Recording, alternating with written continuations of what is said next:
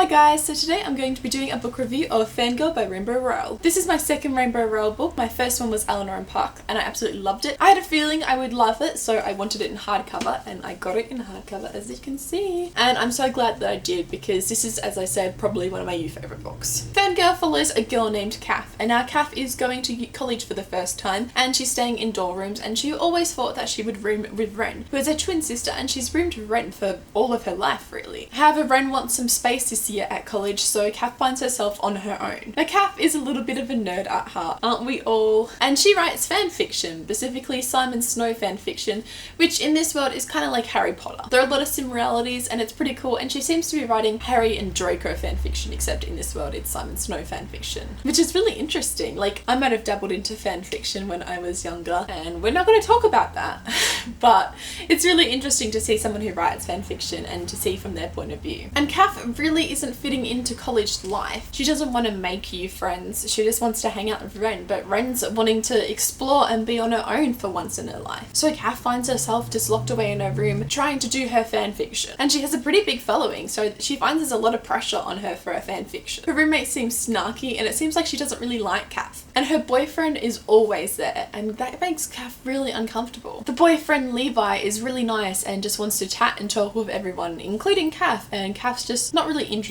in that. However, Levi just can't seem to get the point. It's all about Kath struggling her way through the first year of college, seeing if she'll finally have a love interest, which, spoiler alert, she does, and oh my gosh. Oh, it just makes me melt my heart, the romance in this book. The fan fiction aspect and the Simon Snow aspect of this book was really well portrayed. It was really interesting to read about, as I said. There's also a lot of character development in this book. You have Kath, who's really struggling like with her first year of college and been away from home, and her dad, who is really needing Kath, who's always been there and now he's not. And she's got to learn to try and do things on her own now. And she gets there, and it's really interesting to see that. I could really relate to Kath. She was a really interesting character. It's also interesting to see how Kath and Ren's relationship progresses. It must be really hard to be a twin and to feel like you're not yourself and just to want some space. So I totally understand where Ren's coming from. But at the same time, I can't help but feel sorry for Kath, who just feels like she's been left behind. I would highly, highly, highly recommend this book if you are a fangirl, or if this book sounds interesting to you, and if you haven't ticked off any of those two things, if you're a Harry Potter fan,